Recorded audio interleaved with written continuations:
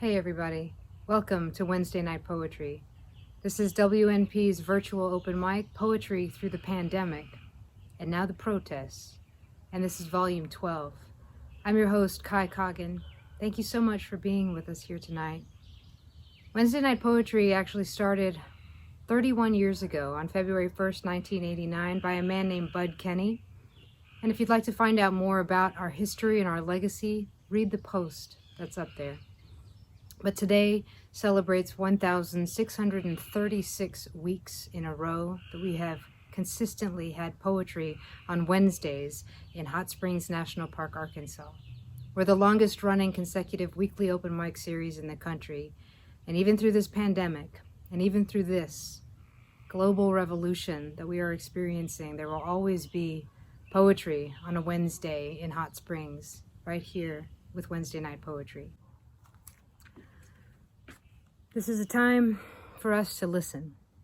This is a time for voices of privilege, voices of power, white voices, white male voices, cis white male voices, all of us, America, to listen to the voices that have not had platforms, have not been heard, have had their cries echo out into the doldrums of humanity, answered by nothing. Answered by more and more and more injustice. So, today, we honor George Floyd and Ahmaud Arbery and Breonna Taylor and Tamir Rice and all of those unfortunate souls that became martyrs for a cause that is hashtagged, that is erupting all over America in the middle of a pandemic. This cause is just. Black lives matter. Black lives matter. Tonight, I welcome you to listen to the stories, to the experiences, to the hearts of 5 Black and brown poets that are featuring for us tonight, but also the poets that follow them in the open mic section of this post. This is a time for us to amplify. And George Floyd was murdered 9 days ago. There have been 8 solid days of protesting in America. And today I kind of feel like a little bit of progress has been made, a step in the right direction. Though our president is tweeting from his bunker and sending out all of the military against peaceful protesters, I feel like today a step was taken. The 4 officers were charged. Besides the officer Derek Chauvin with second-degree murder, the other 3 officers have been charged for aiding and abetting. It's time for all of this darkness and hate to come to light. And thank you to everyone that has been protesting, that has been pounding the pavement and hitting the streets and writing the letters and making the donations. This is an important time to let your voice be heard. This is a time in America where you will see how you acted during a civil rights movement. This is historic. This is a tipping point that I feel is finally tipping onto the side of good. Momentum has been growing and it will not stop, but we still need to listen. Tonight, our poets that are featuring have experiences from their entire lives, growing up Black and brown and queer in America. Timothy Moore, aka Urban Thoughts, is from Memphis, and he's sharing several poems. He's a poet and an educator. He was actually supposed to feature for us in person in Hot Springs National Park, where we have Wednesday Night Poetry. So he is here at the perfect time to share the beauty of his story, his struggle, and his heart with us. Dr. C.C. Carter comes from right here in Little Rock. She is a sister. She is a Black mother that has had to live with that constant stress, that constant fear, that constant strain of worrying that her children might not make it home. George Floyd called for his mama. Today, George Floyd's daughter sat on the shoulders of Steven Johnson, who's an NBA star, who's going to father this little girl in the future. He's going to walk her down the aisle, a friend of George's.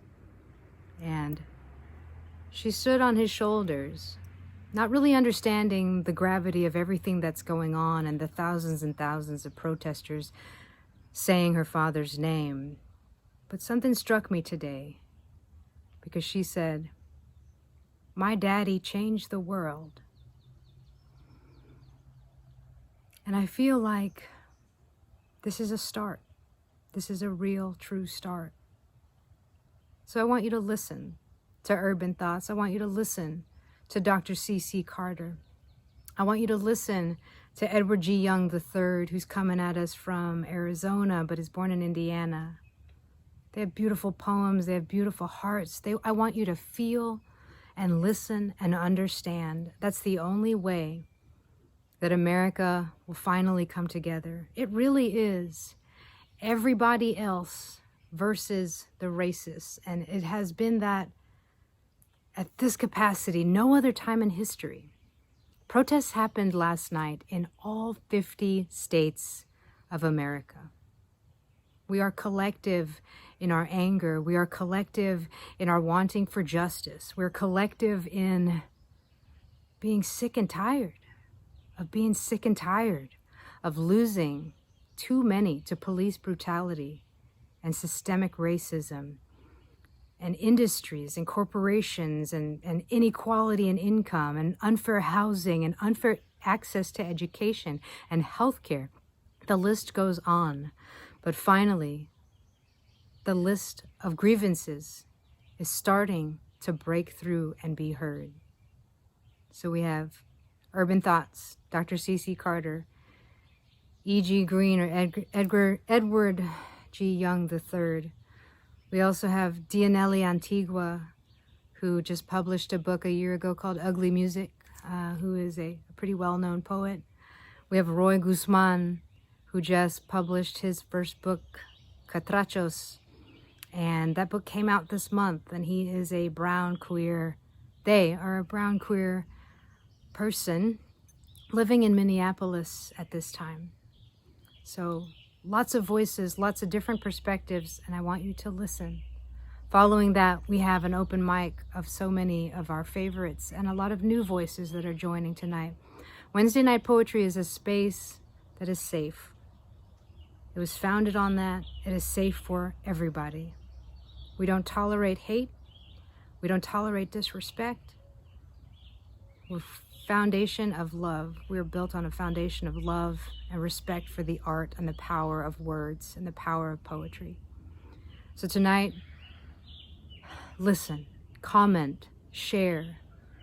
If there's a Venmo or a PayPal or a Cash App link, send donations. Make real positive change in these artists' life. Give them donations. Donate to the bail bonds that are all over getting these protesters out of jail while they are on the streets making change for the consciousness of our country. They are out there pounding the pavement in a pandemic to save the soul of America. So open up your wallets, open up your heart, open up your ears as we go into this poetry. Something that I've been doing every week that I promised I would not stop doing is this. I've been putting my hand out. I've been putting my hand out because for the past 12 weeks, there have been people all over this country that have been going through this pandemic alone in their apartments. I want you to touch my hand. Go ahead. Touch my hand. Put your hand up to the screen and feel my love and energy coming through. You are not alone. But in the past week, in the past 8 days in our country, thousands and thousands of people are going on the streets and protesting despite the pandemic with masks on. So maybe you're not at home alone anymore. So this is what I want you to do with your hand. I want you to turn it into a fist. I want you to turn it into this fist of, I am not going to stand for injustice anymore. I am not going to stand for racism anymore. When one of my brothers or one of my sisters is treated unfairly, I am not going to stand for it anymore. I want you to say with me, I stand on the right side of history. Black lives matter. I stand on the right side of history. Black lives matter.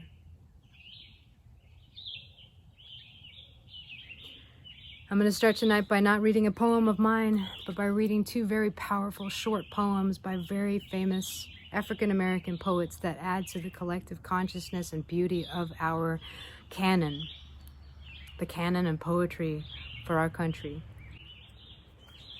The first poem is called Allowables, and it is by Nikki Giovanni. I killed a spider.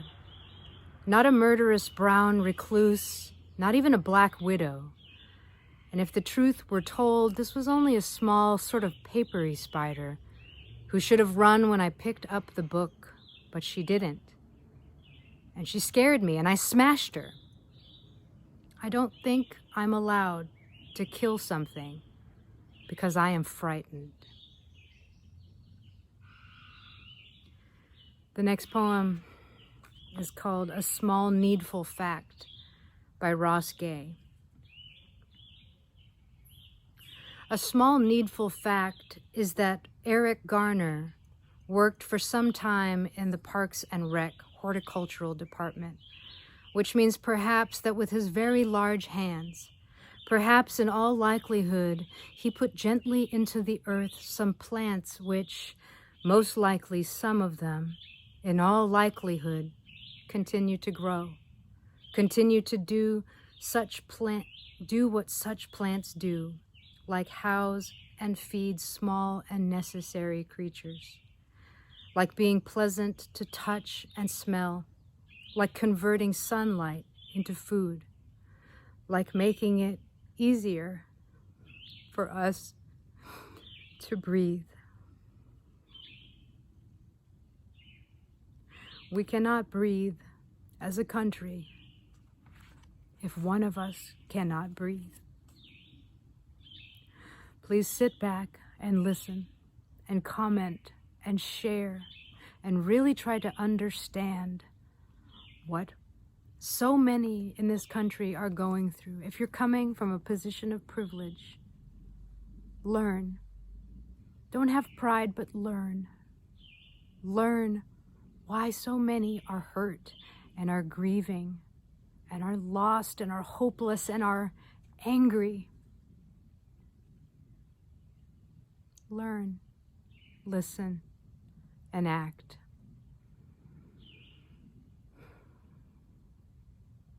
Let's get to some poetry. Be safe out there. Black Lives Matter. We'll see you next week. I just want to say thank you for the platform, Wednesday Night Poetry. Thank you to Kai Coggin, the poet that you love, I love, we love. And just say, you know what? I'm just extremely grateful for a moment to just talk about poetry and talk about Black lives and the state of a nation being in a crisis, inside of a crisis. We're literally in the middle of a pandemic, and we're literally in the middle of fighting for Black lives. To have space, safe space in this nation. My heart always goes out to the indigenous people and people of color just fighting to be heard. So let's get into a couple of poems, and hopefully through the next couple of poems we can have a dialogue. Feel free to reach back out to me. I like to hear from everybody. So if you hear something you like, come find me. I'll give you all my information at the end of it. So here you go. Invisible hoodies. My mama never let me wear a hoodie. Told me that no boy with black skin needed hoodie.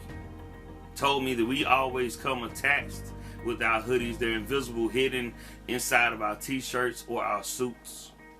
Told me that these are black boy rules. My father never let me play with toy guns. Told me that no matter how good the gun looked fake, whether it be orange, green, or neon tipped, that no toy gun will ever be safe enough for his black boy's son, so he always will put them back on the shelf. I remember being the small boy in the store trying to understand all these rules.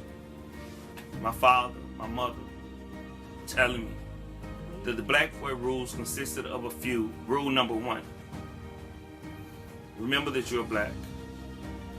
When you go places, be aware of who's around, and more importantly, how they look back. Rule number 2, when you enter into a store, make sure you take off any head covering. Head coverings take place of your face, hide your humanity. Give reason for cashiers to call cops thinking that you're a monster, trying to take them into a world they're not ready to go in. These realms become mystical to them.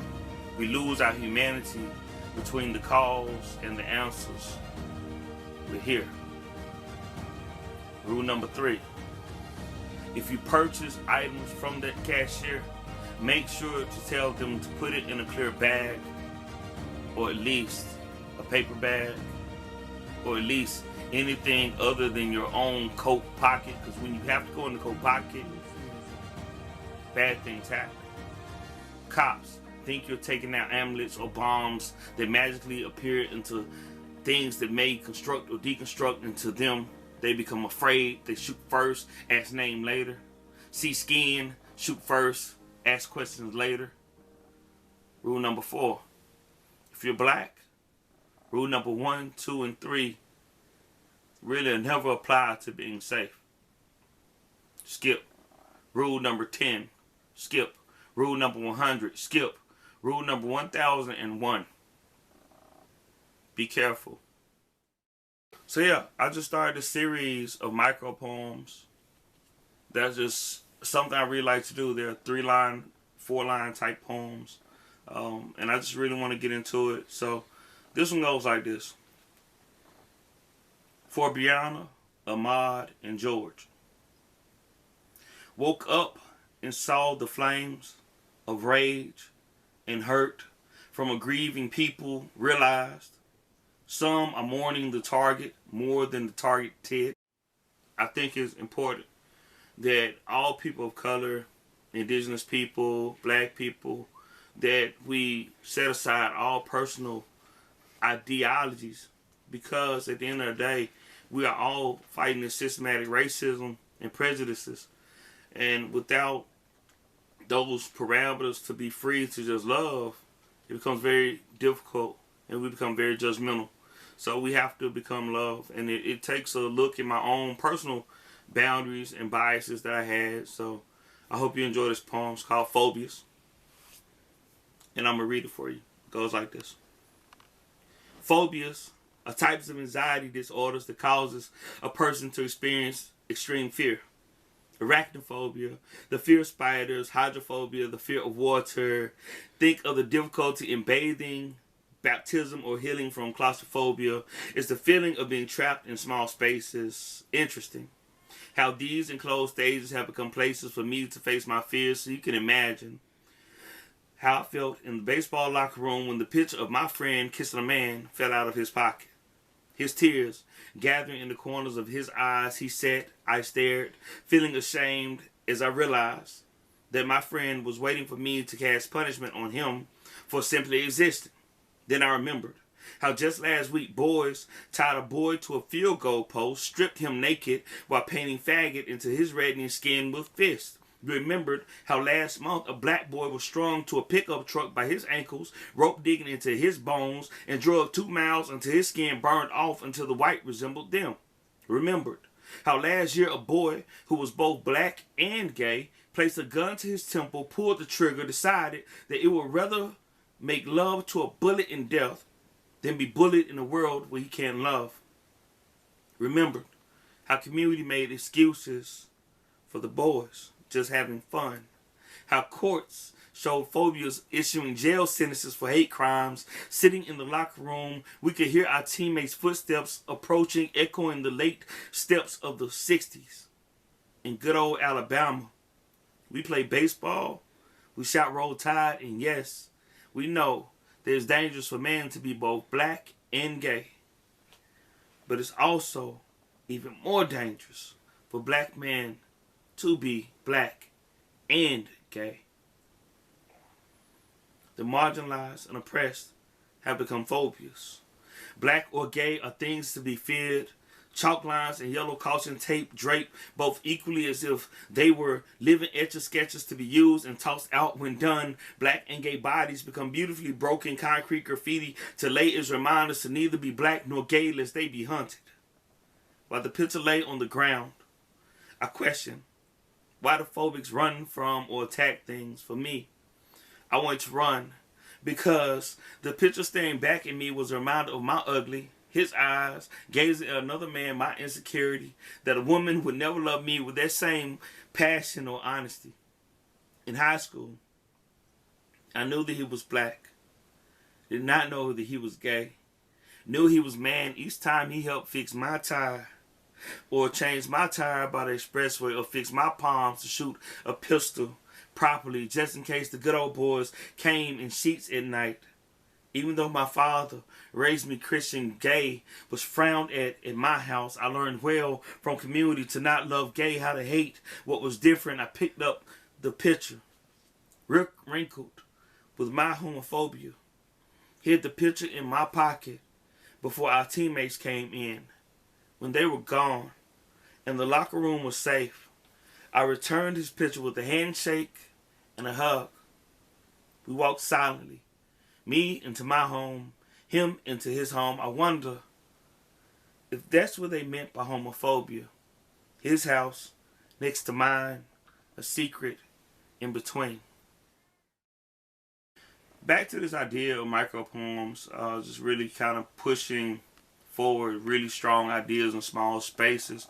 I present the second micro poem, and this one is for George Floyd. It's just titled For George Floyd.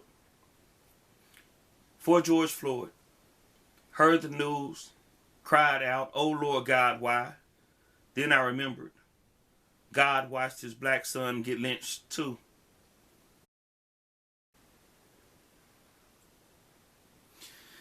My favorite moments of childhood were playing make-believe. Pretending to be Spider-Man, hanging out furniture that became sizes, skyscrapers, and my mother yelling, "Boy, if you don't get your butt off my couch," me jumping, landing, posing, "Yes, ma'am." Even had the full costume with the Nerf gun web shooters, and depending on the storyline, my brothers became either bank robbers to punish or people to save. I became really good at playing make-believe.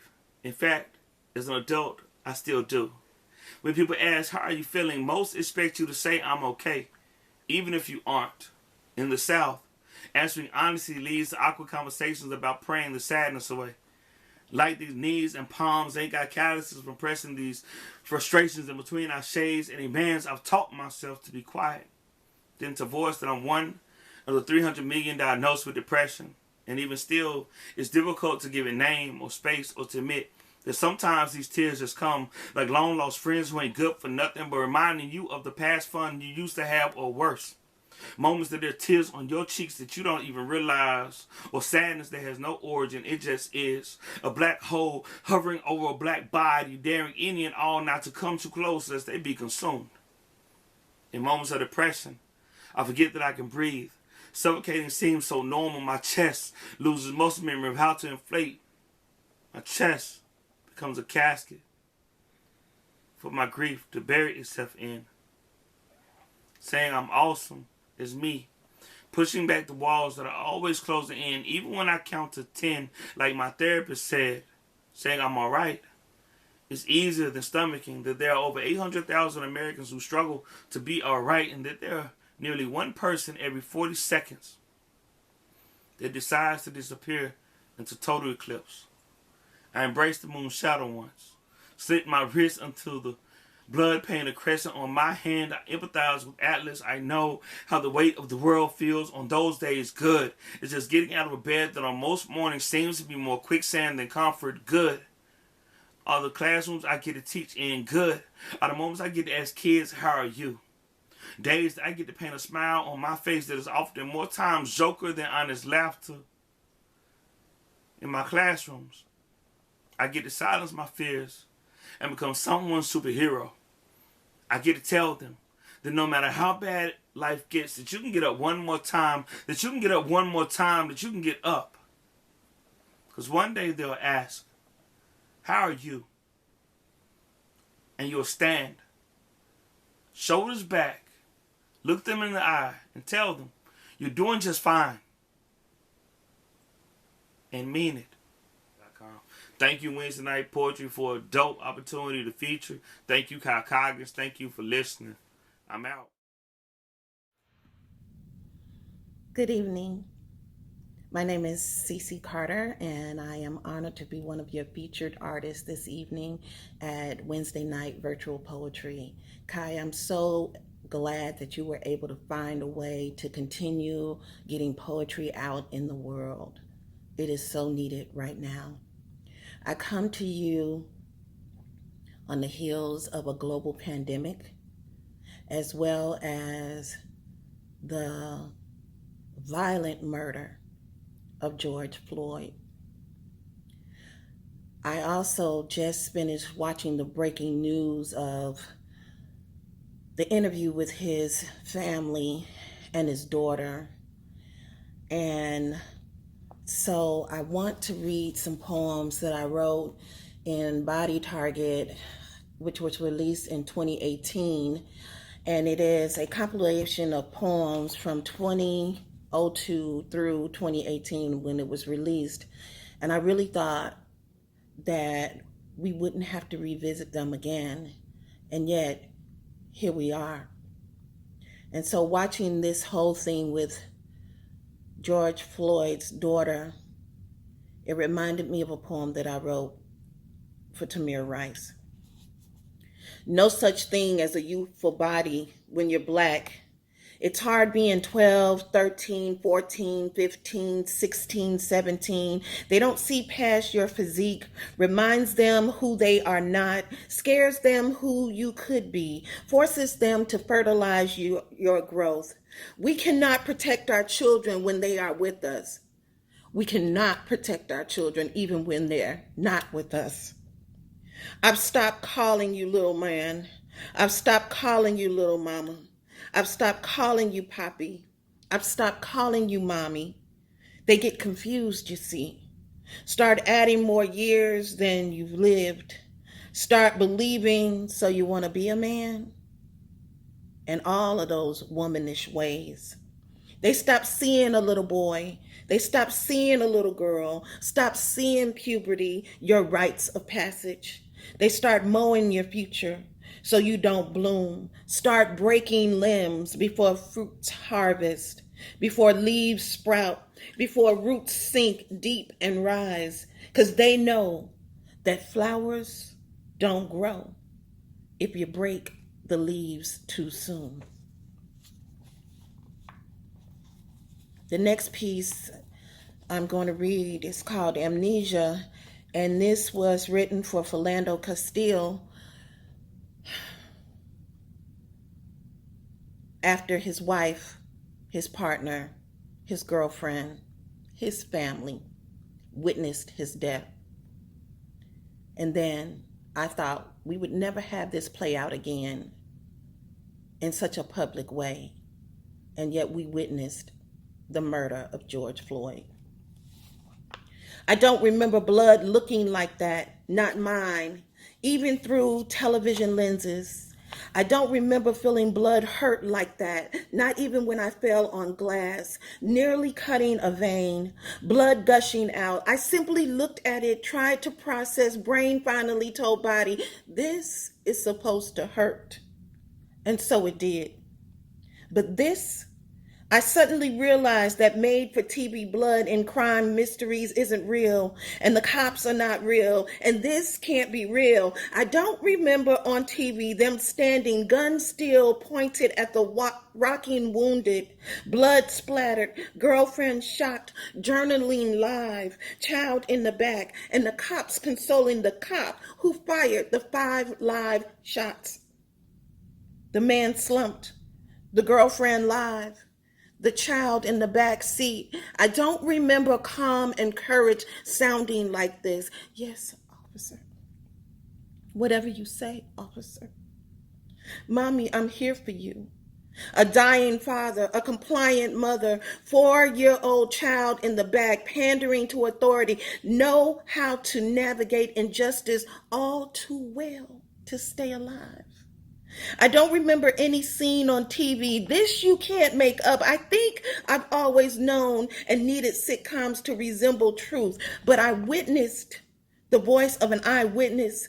I don't remember anything close to this. I can't imagine the smell of death. My tongue screamed, whispering, please tell me he's not dying. Please tell me you didn't just shoot him in front of me. Please tell me no. I can't remember when I've asked someone to tell me what they didn't do, attempting to unwitness what I know they did. I keep looking at the TV, going to YouTube, scrolling Facebook, expecting different results, and finally believing this is real. And this I will remember. And then there was Ahmaud, who had the audacity to think that he could run free wherever he wanted to and not be hunted down by bounty hunters. I guess that's if we want to call it that. And it made me remember this poem that I wrote around the South Carolina 9 who had the audacity to think that they could pray in a church and be free. My mother prays every Monday in a church like that. She worships every Sunday in a place like that. I got baptized and was raised in a building like that with other black girls and black boys in a town like that. I can't let it go. It wasn't 4 little girls in the 60s as if that was okay. It was not. It was 9 human beings in a prayer circle in 2015, and he prayed with them in a church that could have been any black church in America, where a mother reads the scripture and a father preaches the sermon, and an aunt is the church nurse, and a sister is an usher, and a brother plays the organ, and a son sings in the choir, and the daughter teaches Bible study, and the grandmother oversees the nursery, and I would have been the greeter who would have let him in. That's what kind of black church we did back then. Welcome down. Now, in a black church in America, when a stranger comes in and begins praying, my mother has to keep one eye shut, the other open when she says the Lord's Prayer. She has to not sit with her back to the door when she gets her praise on and know where the exit signs are, just in case.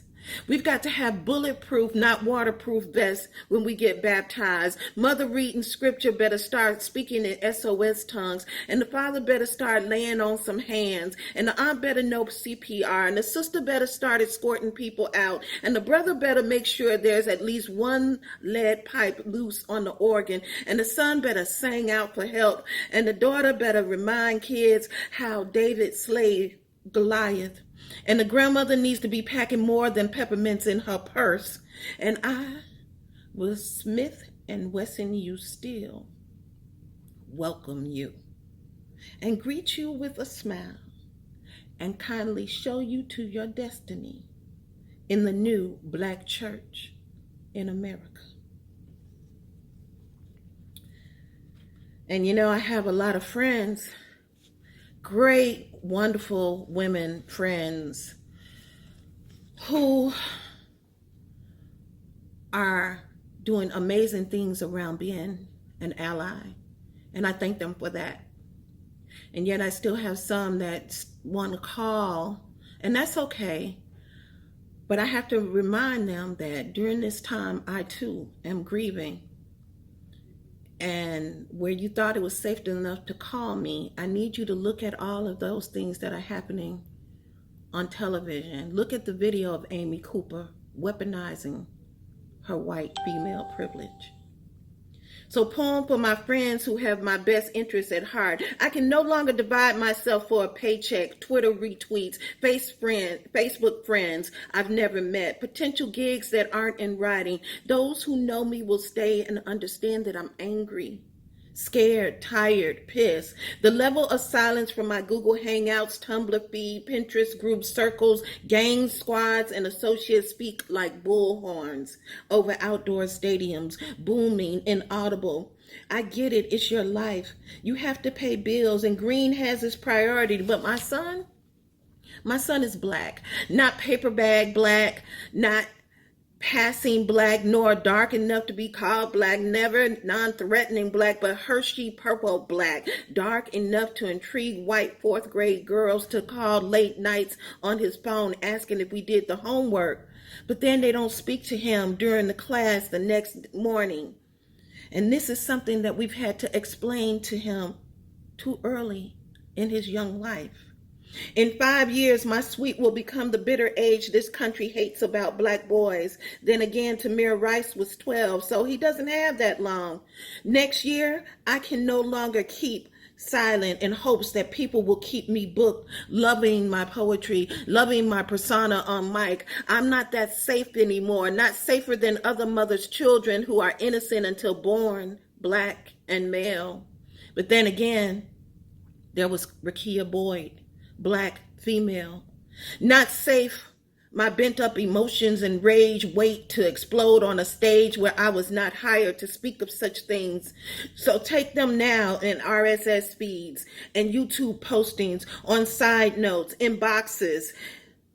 Instagram them less harsh. Take it now in edited version, with censorship, with erased emotion, with academic restraint. No longer can I be silent. No longer can I wait to explode my anger deferred. No longer can I hide behind what I know to be the inevitable. I will lose contracts. I will lose gigs. I will lose money. I will no longer be safe for well-meaning white people and staunch carceral feminist white women, unwilling to use their privilege when it was needed the most.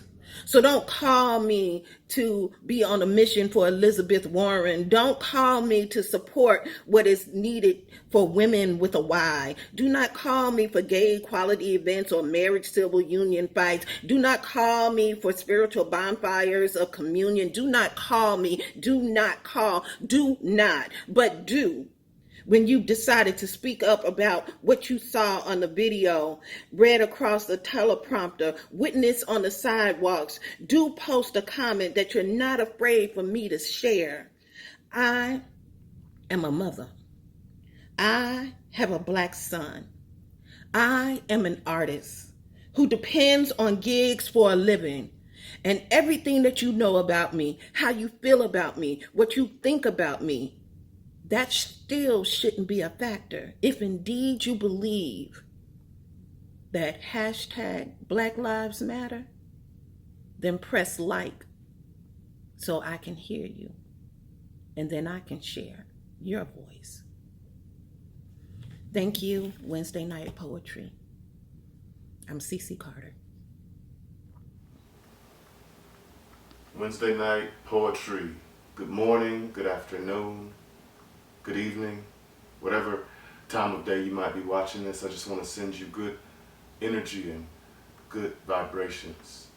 My name is Edward G. Young III, and on social media you can find me using the handle E3 Motivates. The irony of that is that given the current state of our nation, it might be hard right now to find motivation. However, I want to encourage you all to find a space or realm deep within yourself to know that we will have unity, we will have equality, and we will see a day when we have justice for all. This platform is a means of expression, and poetry is a means of expression, and through my poetry it is my goal to share my life and share my experiences and use that as a source for people to take bits and pieces away and know that we are all elements in this world and working together to take those steps towards freedom. This piece is called Searching for Yesterday, Today. Fist fights and warm nights, days spent sun up to sundown, street racing till the street lights flicker. Ice cream truck in the distance. Grab $1 from grandma and try to catch it before it drives by. No drive-bys, and the only high coming from 2 wheels rolling through hills till the brakes went out. I burnt through the soles of my shoes that Sunday. Sunday nights, spent circled around the table with 11-inch black and white box TV on countertop, watching us recite prayers like scripts. God is good, God is great. Let us thank him for our plate home-cooked meals. Little League Baseball and crash block parties after Sunday morning cartoons, rushing outside to play cans, hustle, piggy, kill the carrier, hide and seek with summer heat sparking water fights with a hose and sprinkler, sprinkling seeds of creation, however the mind could conjure before imagination and innocence lost. Lost in the system, systematic elimination and integration of thoughts into young minds like, will I live to see 18? Long gone are the days where I played freely without care or worry, and those thoughts that caused the loss of that youthful innocence still interject their unwanted presence on a daily basis. Only now, the question of will I live to see 18, replaced by will I live to see tomorrow? Will I live? The next piece I have is called Speak Now. Broken pieces of glass scattered on stone ground, piercing souls of souls once sold at auctions like cattle.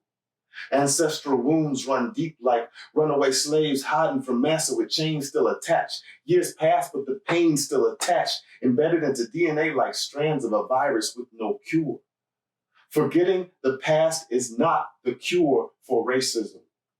Whether blatant or overt, to revert to prejudice as a means of justification for discrimination has no placement in society. But using the retorts of my family never owned slaves, we arrive after the trade are no longer enough if you are not willing to speak out against injustice. Your silence speaks louder than the crack of the strongest whips upon slave backs.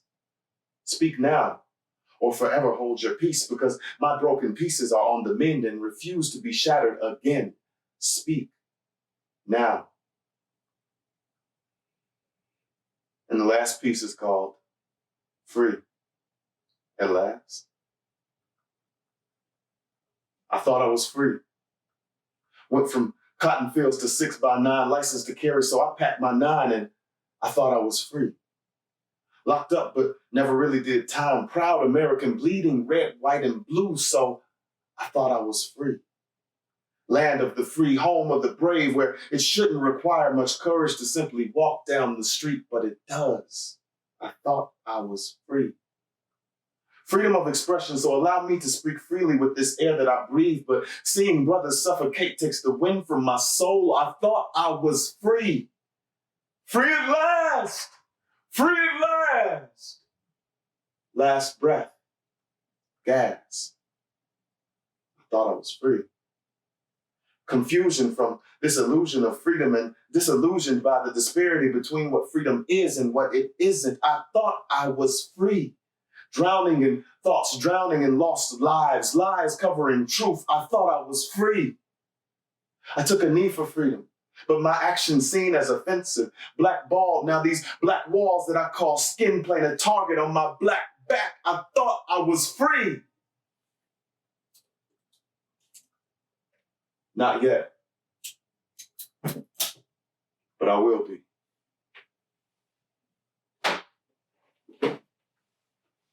My name is Diannely Antigua, and I am reading for Wednesday night poetry. I just want to thank Kai for inviting me to read to you this evening. I am in New Hampshire at a lovely little house in the woods by a lake, and it feels so strange to be in such a peaceful location during such a distressing and painful time.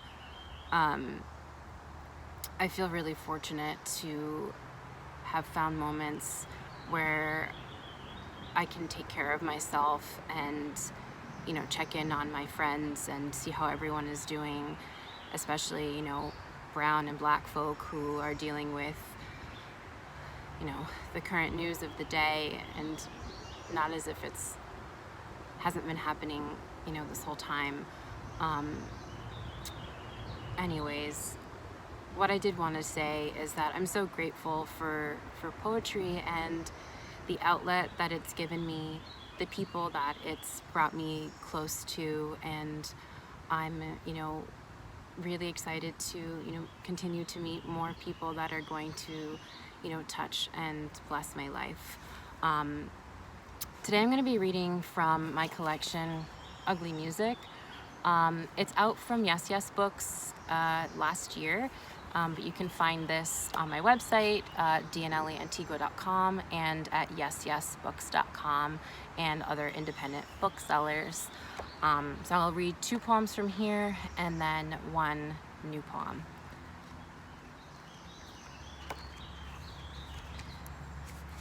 And I'm reading this poem about crying on a subway platform in, you know, such a, you know, different location than when I wrote this. So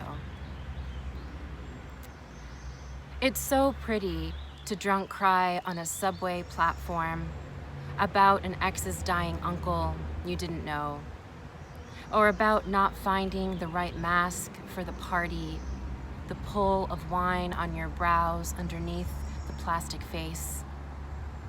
Somewhere in this city, there is a metal swamp. There is a pink dress spotted with black. There is a toad throat ballooning from inside taffeta and tulle. She is the best you'll ever look. Reflection passing with the blur of subway cars, salt biting your face. It's the itch that stays. And you want to be good. Give the stranger something when he asks, but you only have May and the people dead in it. Do you know what it is to hate a season? When things sprout and you want to dig. There's an urban garden looking for volunteers. You sign up when a man with dirty hands offers you strawberries. In Spanish, the word for strawberry is 1 letter off from fresh. In Spanish, a mother sings to her mother a song to help enter the end. In Spanish, you recite a prayer you learned as a child, Padre Nuestro, que estás en el cielo. And in no particular tongue, the train horn responds.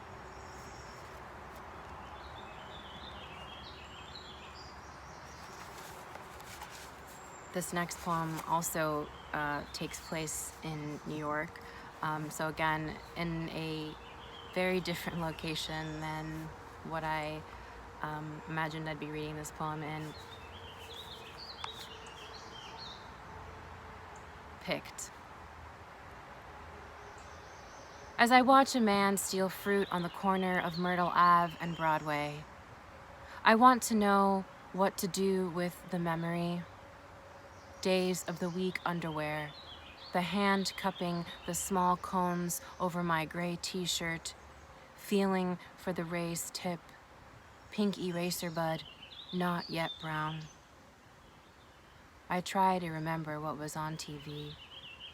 My sister's back to us, her flipping the channels, the screen turning black for a second in between Fox News, This Old House, and Wishbone. Maybe he touched me to reruns of the Brady Bunch. How I never trusted the father in a room with them, the girls, especially Cindy, with the blonde pigtails, her blue stare like knowing her weight, light enough to hold down, but just a forearm. It didn't matter that it was a Tuesday in August. He played with the planets on the edge of my cotton briefs, the rings of Saturn for Saturday. Mars was for Tuesdays.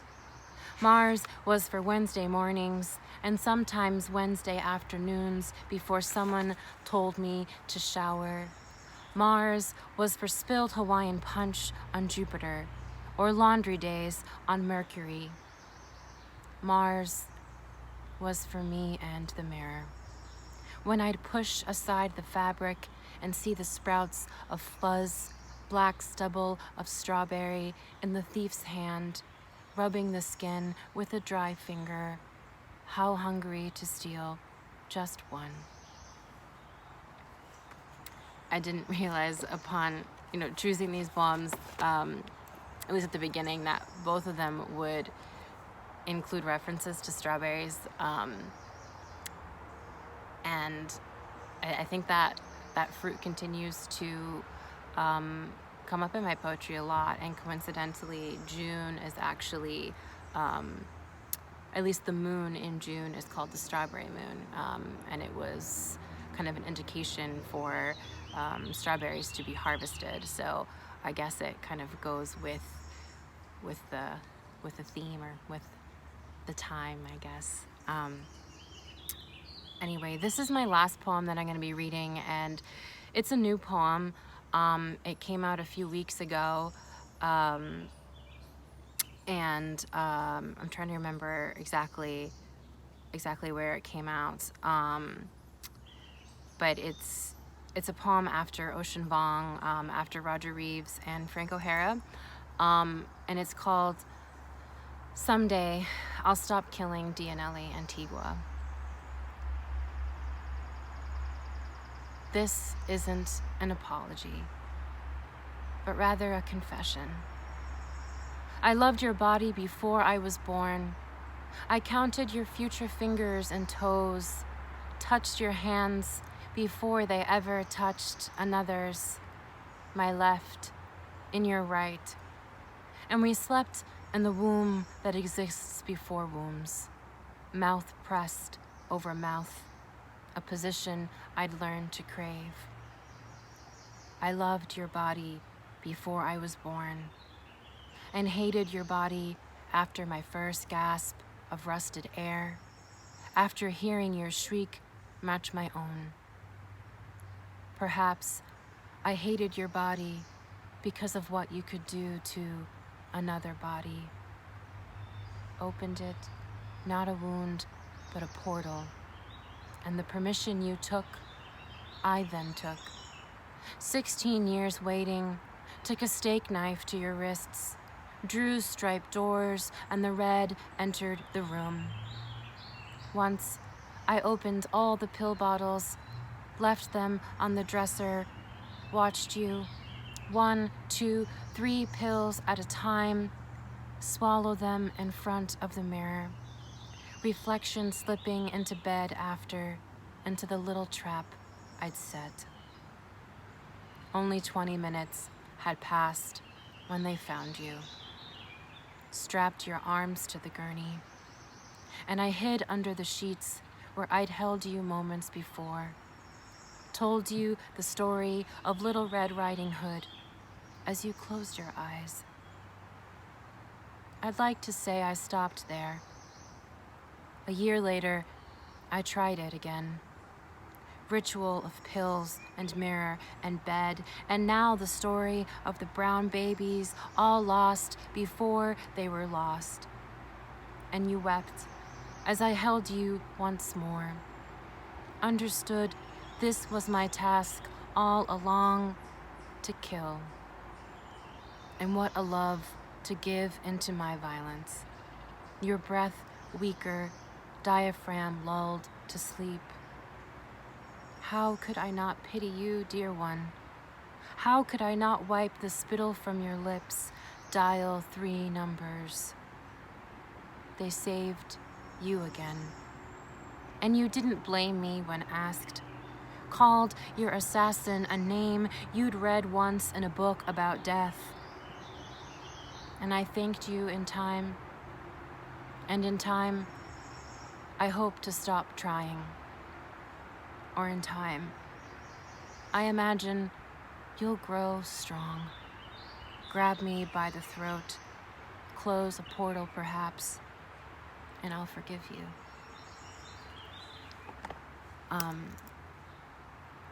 Thank you for listening. This spring is actually a really difficult time for me, and I am really open about, my mental health and, on social media and through my work, obviously.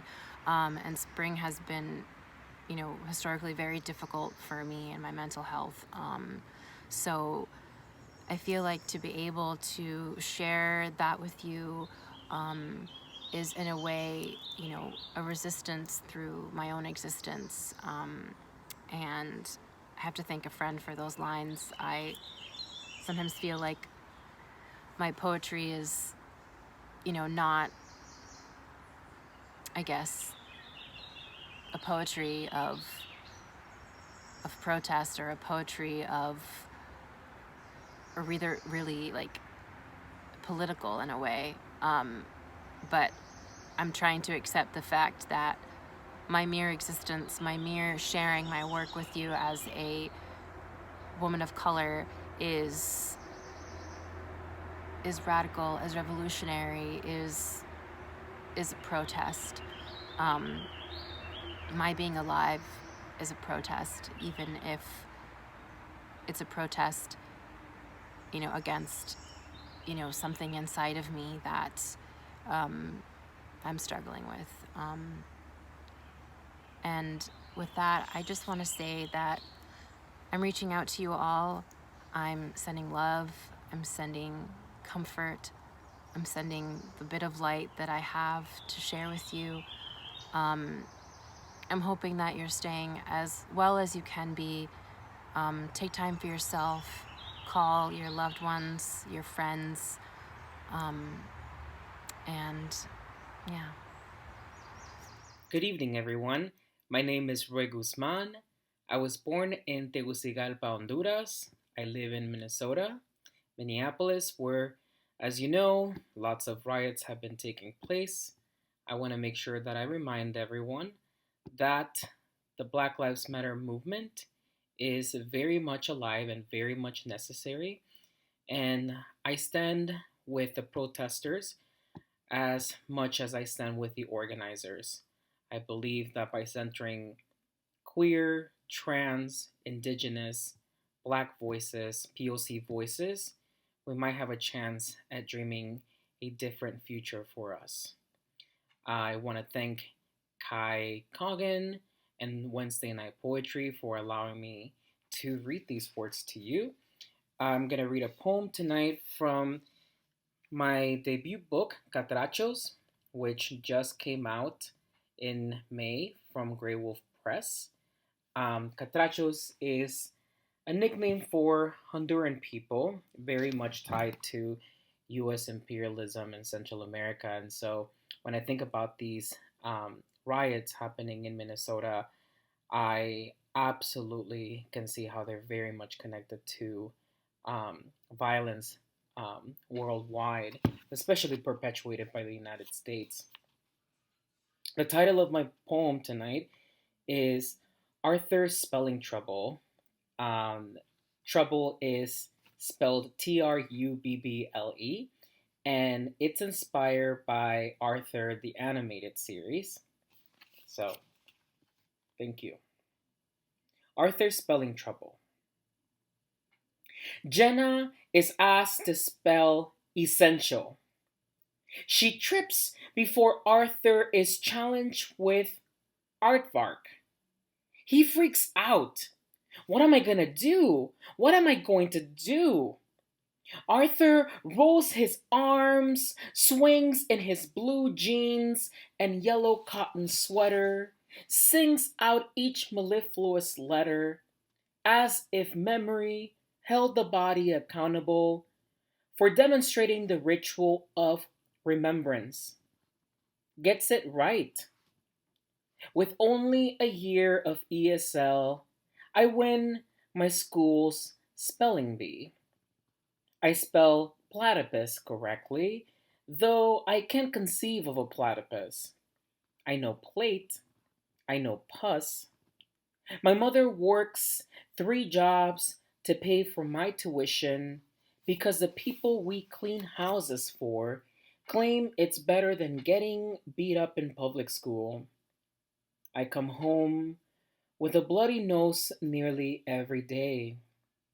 The school's denomination is Lutheran, so we memorize Luther's small catechism, forever confessing sins in hushed purgatory.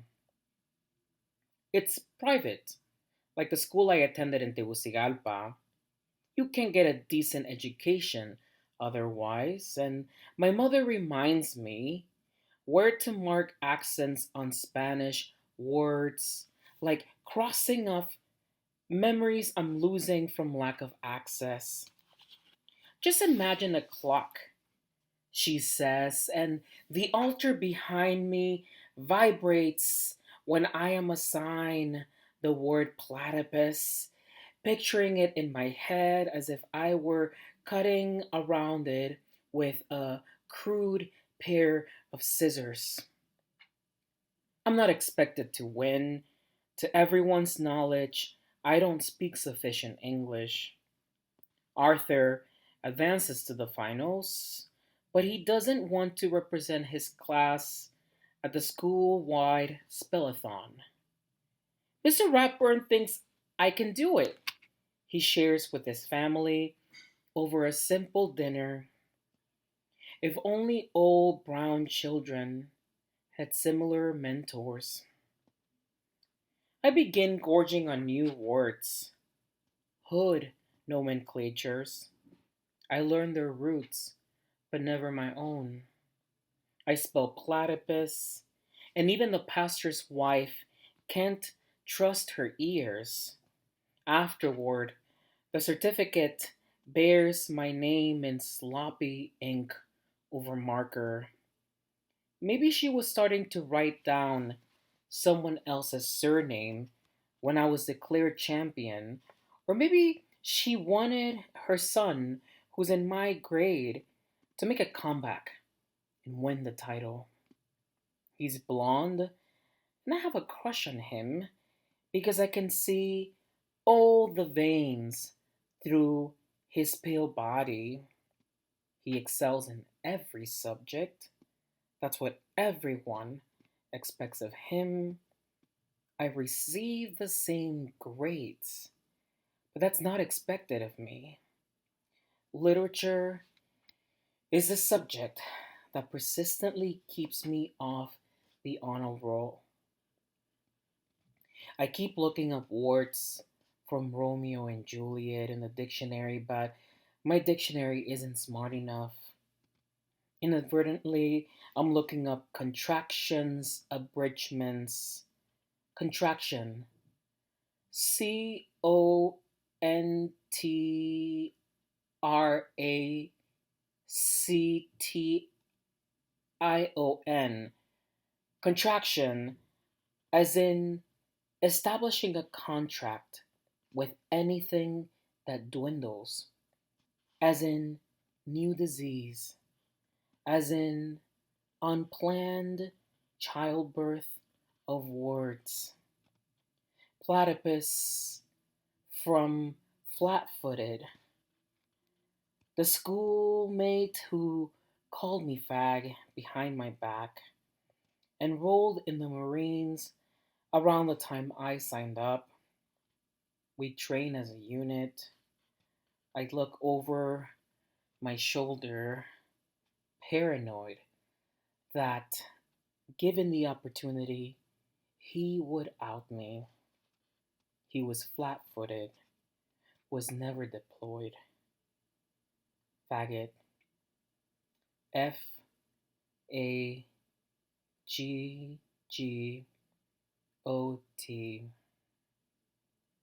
Faggot.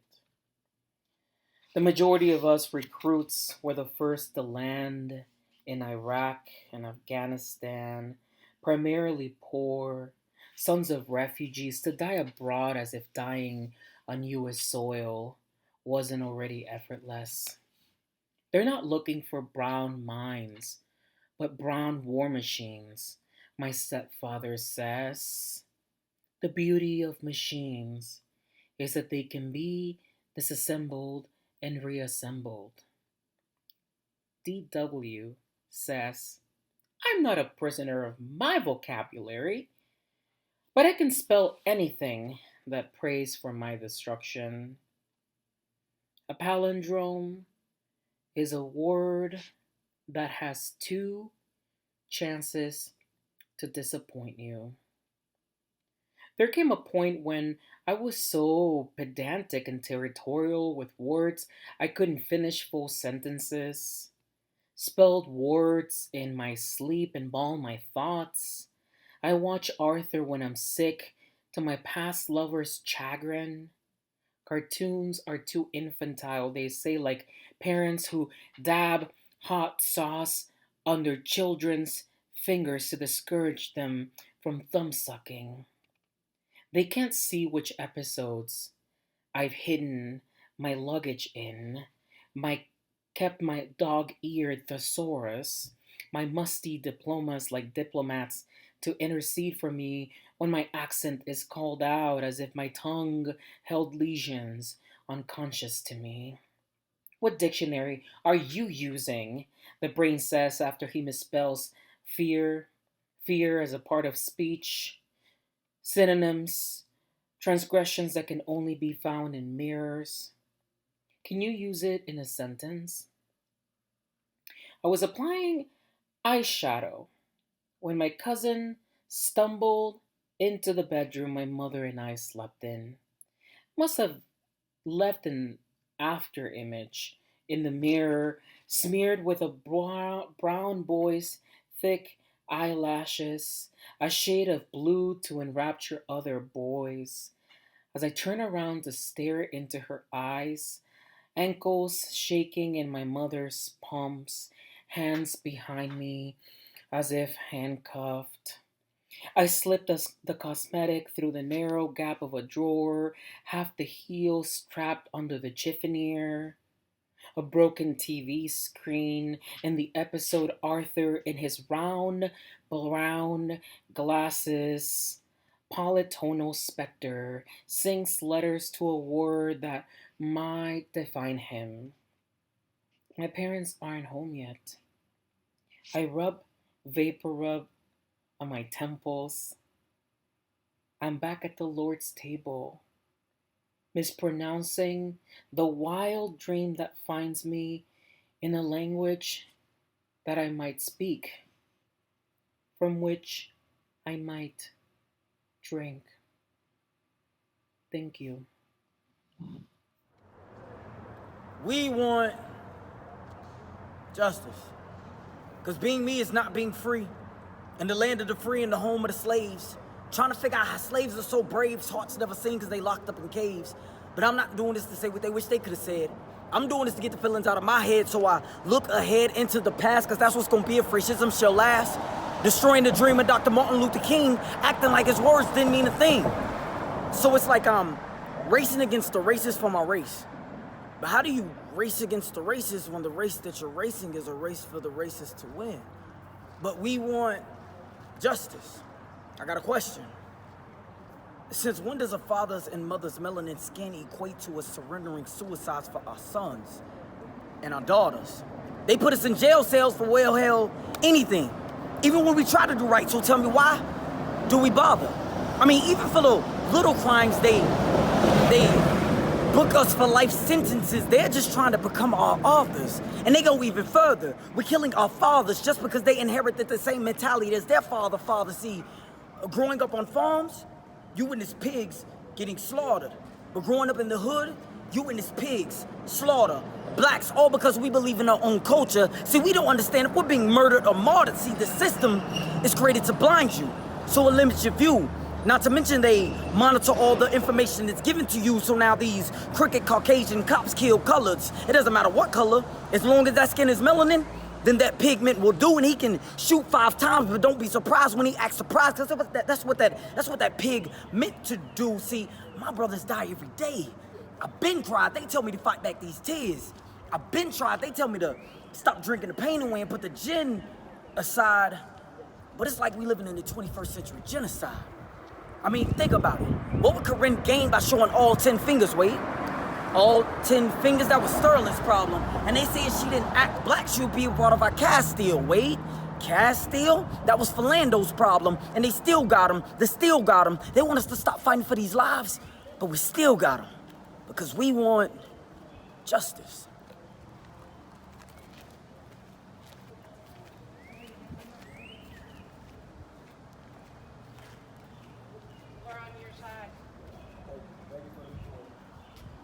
I can't breathe. My neck is being strangled by the hands of oppression. The mental enslavement and political repression that leads me in a dangerous direction results in death, jail, generational regression. Help me, I can't breathe. My lungs are being crushed by your heavy aggression. I am yet another victim of your hatred, your jealousy, and your obsession of my heritage, my skin, and my unique self-expression, which you don't understand. I'm screaming, I can't breathe. So if I die, let this be my confession that I may self-medicate to cope with the grief and the depression of the constant loss caused by your badge and your profession. Yet another black life is taken for possession. So when will we be able to breathe? If only your hands matched ours. Anger. The only word that describes my mental situation stemming from the hatred in relation to my people's placement. An alien outsourced reach of retaliation, facing trial after tribulation that can turn a job on duty into an early vacation. Our blood boils collectively. I hate to see what happens when that pot boils over. Roots deeper than the soil that you stole us from. It's funny how under the American sun, the fruits of freedom start to spoil. Royalty turned into poverty. Obviously, our blood is worth way less than your American oil. Every day is a struggle. Between the filth in the air blocking all the sunlight, or your knees on my neck blocking my windpipe, it seems that breathing is becoming more and more of a struggle within the passing of each night.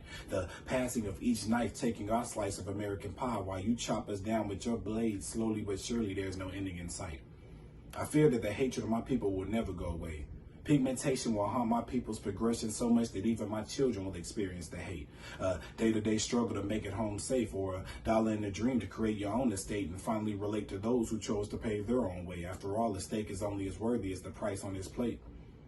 The fact of the matter is, when all hope is lost, that's when we destroy. Rage-fueled antics initiated by the lack of your love. Troubled waters in full lungs lunging into what we call a war with no guns, except those that you choose to kill us for fun.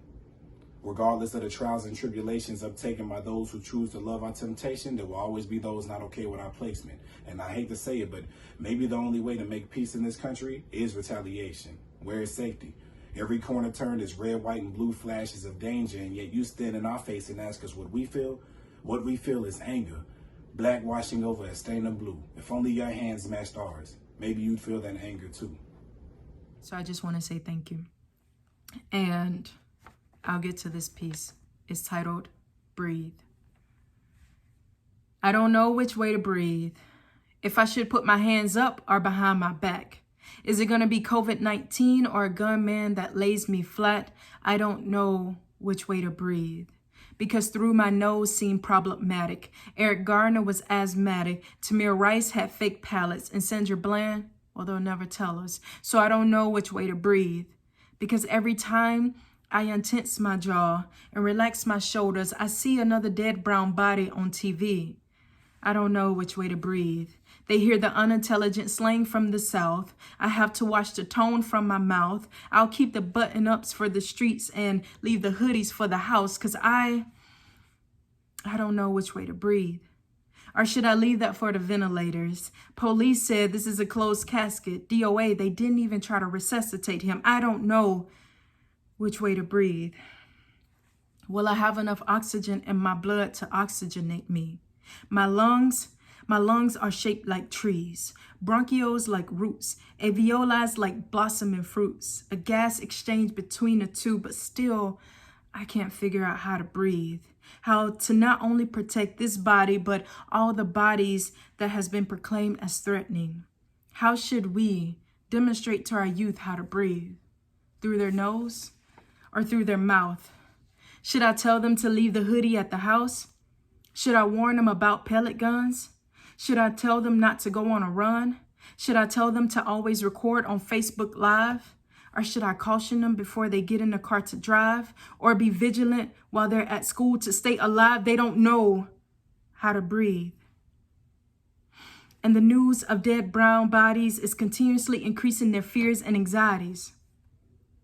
So instead of encouraging them to take it one day at a time, I say, let's focus on one breath at a time and hold each moment a little bit longer, laugh a little bit harder, sing a little bit louder, celebrating ourselves unapologetically, unlearning and relearning our history, recreating our destinies so that we can breathe just a little bit deeper, just a little bit deeper, just a little bit deeper, a slow release to the exhale. Reteaching ourselves and our youth how to breathe instead of reliving the continuous trauma that we feel and see. Breathe. So to all of y'all out there, man, take care of yourself. Take care of your mental health. Take care of your physical body. And if you're just wondering, like, what is this I'm feeling? I don't know how to explain it. Yeah, that's what trauma is. That's what trauma does. Thank you, guys. Power to the peaceful. Crystal C. Mercer here, running on fumes. And I just want to say I'm happy to be with you all for another Wednesday night poetry. I am unhappy to be a Black woman in America where my kin, my skin, my people are being murdered, harassed, arrested, detained, hated on for absolutely no reason. But I didn't come here today for that. I came here for this poetry, and I want to share something special with you. Thanks to my sister Kai Coggin, she has opened up this world where we can connect from all over the planet. And Wednesday is my favorite day of the week because I get to be here with you. And so this week I want to share a single from my poetry EP, Black Glow Matters. The name of it is Atlantic. It includes my father's oral histories as an interlude and my experience of seeing the Atlantic Ocean from the West African coast for the first time. So I hope you dig it, you get into it. The EP Black Glow Matters is streaming everywhere, and the full-length feature film is on my YouTube at CC Mercer 2. You can also watch it on my website at crystalcmercer.com. Y'all stay safe out there, stay lifted, stay positive, and keep tuning in to Wednesday Night Poetry and support my sister and what she's doing, because Kai is amazing. Until next Wednesday, y'all. Peace.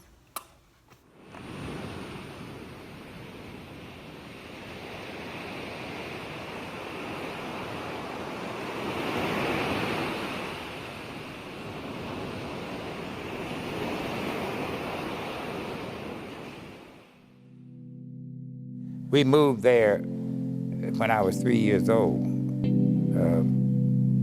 in 27. And I remember coming from out there, what I'm calling downtown, for the 27th flood. I don't know whether you're a native Arkansan. Everybody relates to the 27th flood. It's supposed to be the most devastating flood we had in the history of the state. We went down to see the flood. It looked like to me it was as big as an ocean. The little ravine that ran through town where the water had backed up from the river. I didn't get down to the river. For years and years I was always saying that was a river, but it was just a ravine. It runs through, it's called Hardin Drain. It runs through Pine Bluff now, but they recaptured all of that because back in the 27th flood, it inundated that thing, and it cut a swath in there about 2 blocks wide. And that was a very unsightly thing right down the heart of Pine Bluff, because it ran through from about 8th to about 10th Street. And they recaptured that and covered it up. And that's where the Pine Bluff Convention Center is now. It's where all the city offices are located.